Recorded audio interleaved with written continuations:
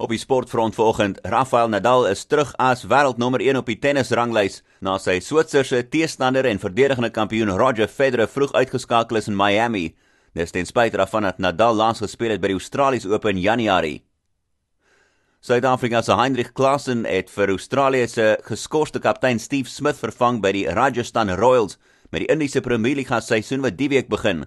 Palkiewagter Culver Klaasen het sy eendag en 2020 debuut gemaak teen Indië in Februarie en hy word aangekoop vir $78,000 wat net minder is as R1 miljoen.